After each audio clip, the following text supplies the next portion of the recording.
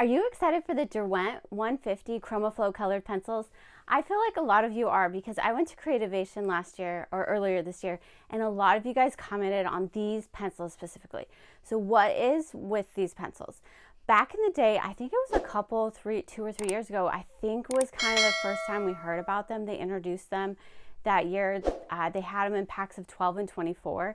I remember getting a pack of 24, and that was the largest size they had.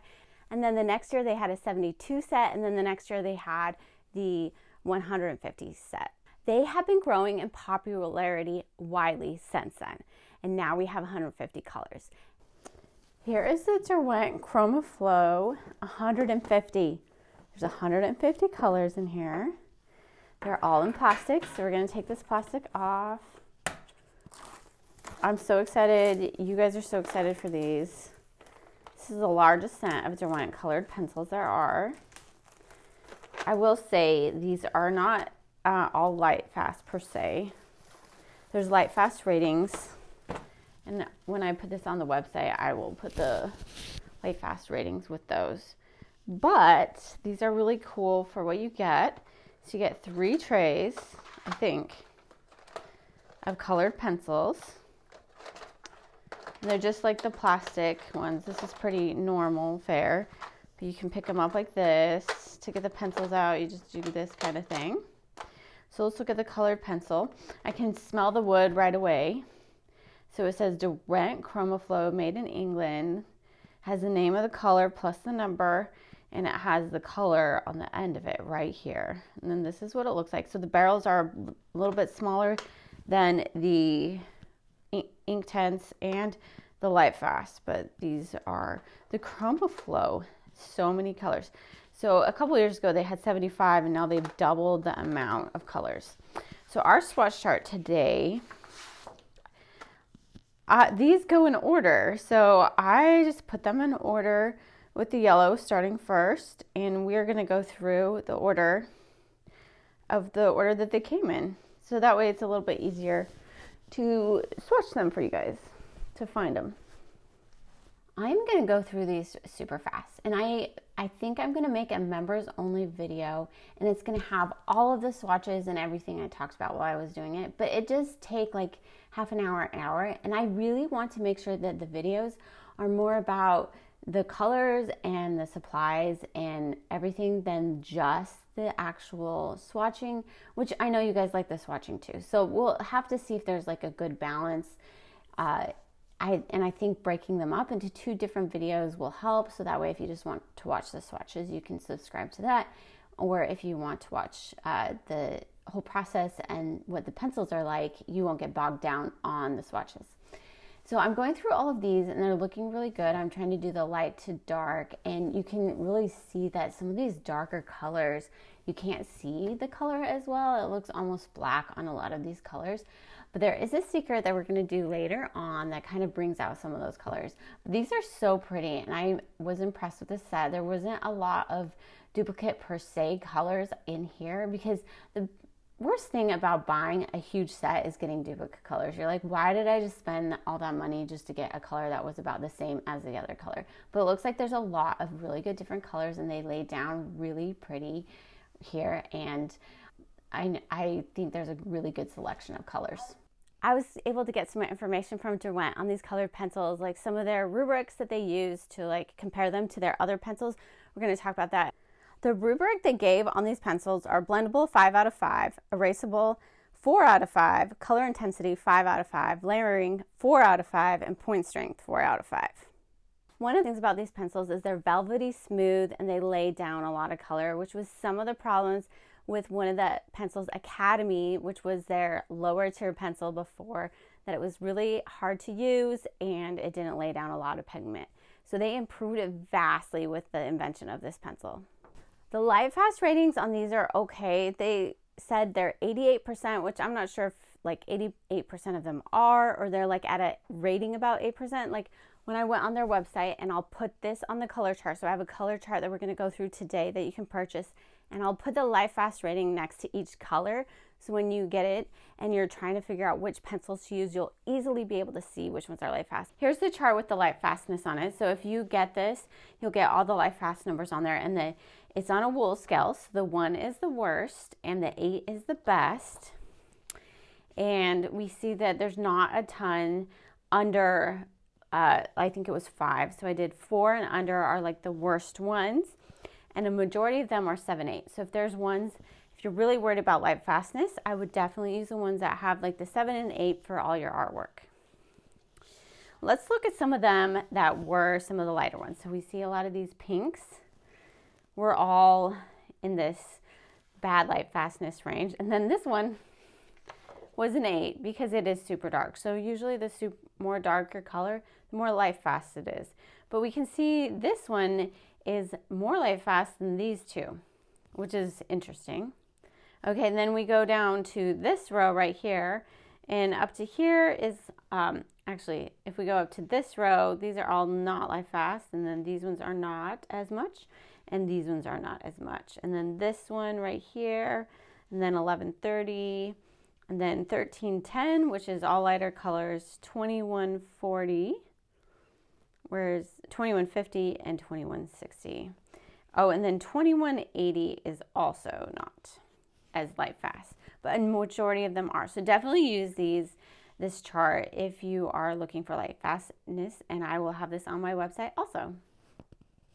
The core size is 3.5 millimeters, which is smaller than a lot of the other pencils. So when you're buying these, kind of think about that too, is like, how much pencil am I getting for this and how much does it cost? I actually, confession here, after doing this video, I like the Lightfast ones better just because they're really thick, and yeah, but we'll go over that a little bit more. On the blendable, you can blend these colors and you can make new colors, which is really cool.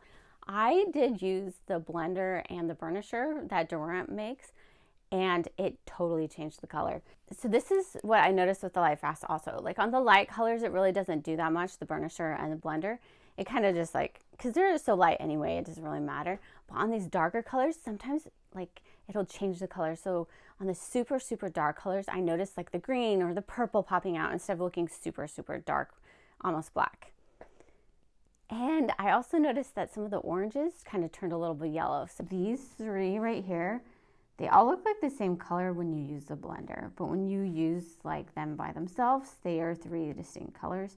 And it also turns these a little bit more yellow. I was worried like maybe some of the previous one was on here, but I don't think that was the case. I just think they all turned a little bit more yellow. Like even like 120 was not. So they definitely look different colors, especially like these dark ones if you want to get a little bit of a different color out of those dark ones.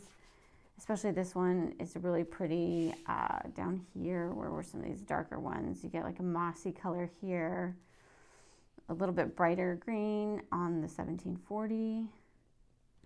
So it's not, they're just like different. So it's good to know which colors, and definitely like you can tell this is the like more subdued one than this one. So if you want to like use that with your art too, you can definitely do that. Like let's say you color it down and then you like I did over there with that other one, the blue, you can kind of create an effect going across the page. But like especially like 990, look how pretty that purple is, and you don't even really see it when it's over here. So it's definitely like a super secret thing. You can make these really pretty color combinations if you know like the ratio of pencil on paper before you burnish or you blend it. And I did find that the blender pencil was better than the burnisher. Like it spread the pigment around a lot better. All right, we're gonna look at the difference between the burnisher and the blender from Derwent. Okay. So we're going to use a very dark color and we're going to burnish them and blend. So we'll see what it looks like. So this is just what it looks like by itself. And then this is for blender, for burnisher. Okay.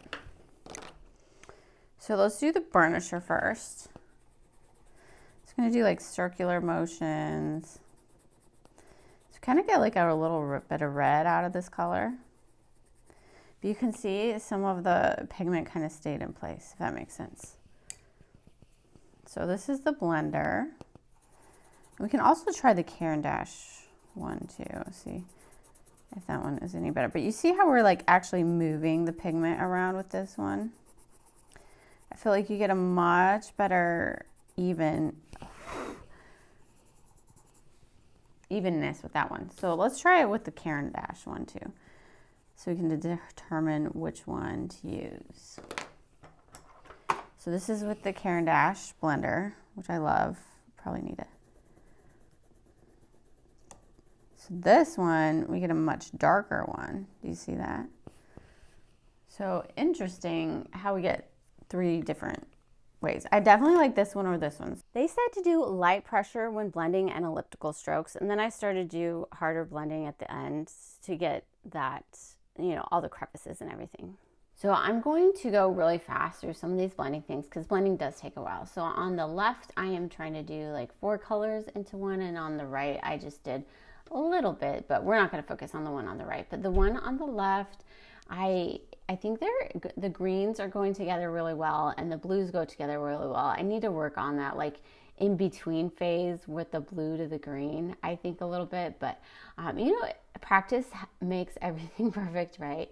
And I'm just putting down all the layers. It does take a while to put down all the layers. The only thing about these is when you're burnishing, I did break a pencil. So they do have a soft core, so you really have to be careful with that. So like probably not too much pressure, and you can figure out when that will be. Okay, so now I'm pressing super hard to try to get that to go in. Okay, I want to make sure I grab the right color. Ah! Oh my gosh, did you guys see that? Okay, so he's not incredibly strong, it looks like. Oh, that stinks. Okay, so yeah, I broke that pencil.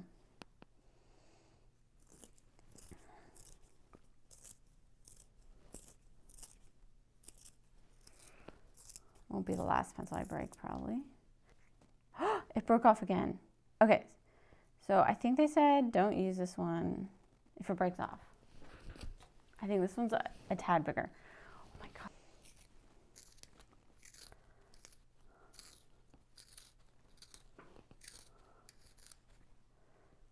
God. Okay, like that side has so...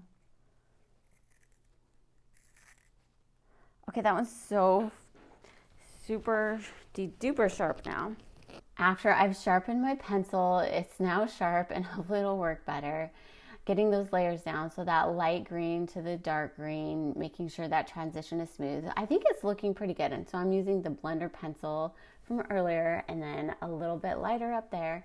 And now what I'm doing is I'm just doing a color gradient with just one color. So I'm doing it really light at the bottom and then really dark at the top to see what kind of color gradients you can get. So especially if you're getting a limited palette, you can use more colors. And here's another way. So if you have a limited palette and you want to make more colors, you can put them on top of each other and blend them together, and it makes it so much fun to use. And I like to use this chart because it maybe necessarily wouldn't be colors I'd put together, or I'm like, oh, I want to try making that color. And here I'm going to illustrate different.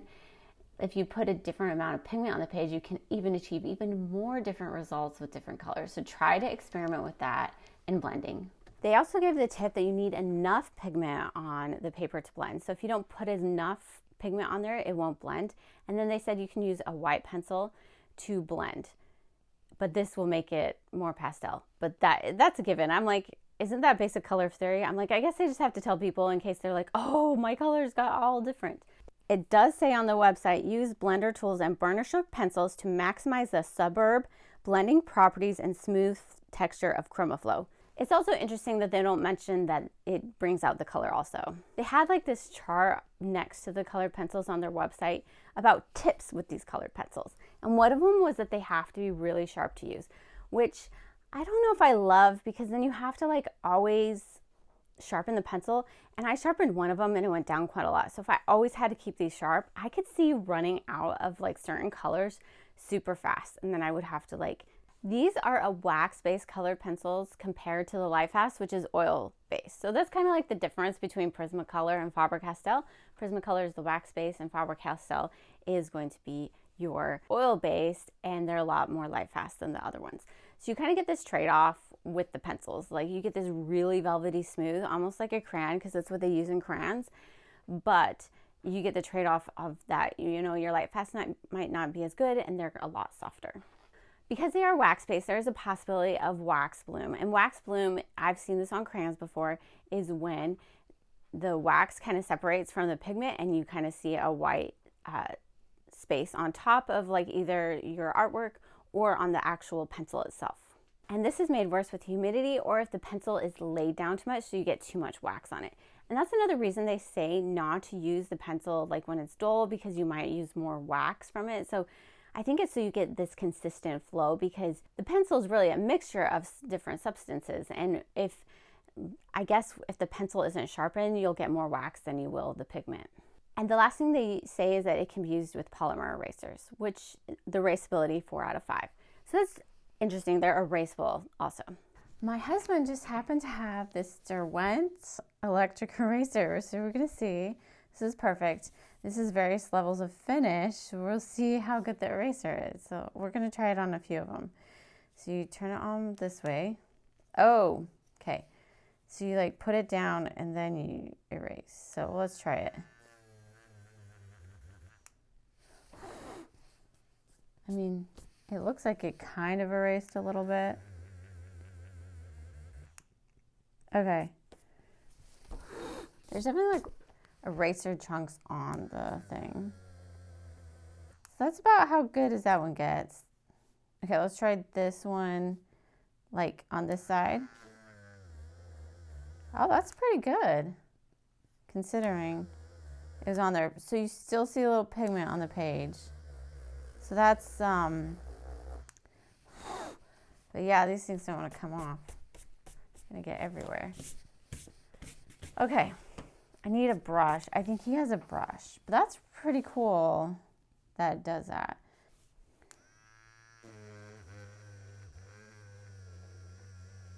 Okay, so that one's really light. So I feel like the really light did really good. Okay, now let's do this test, because this was like burnished to like not as many layers.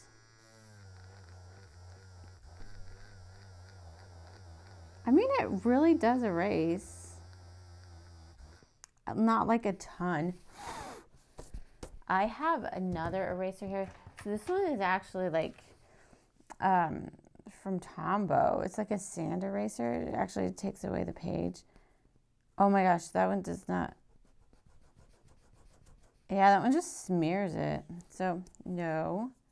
Okay, and then this side.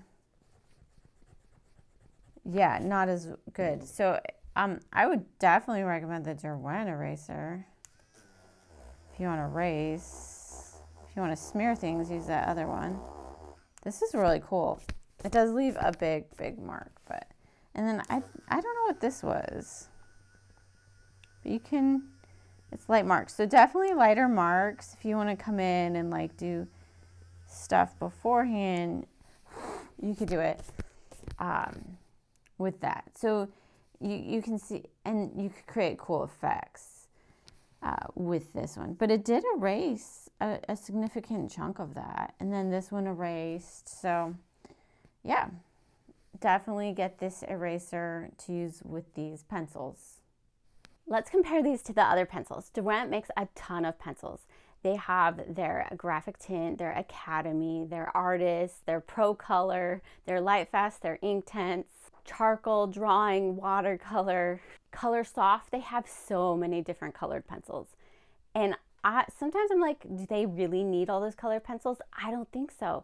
I think they just I think the Lightfast and the color and Chromaflow would be great, but maybe they want to keep that budget in, because this company is super big in England and over in Europe. And so maybe they have the market on all these pencils.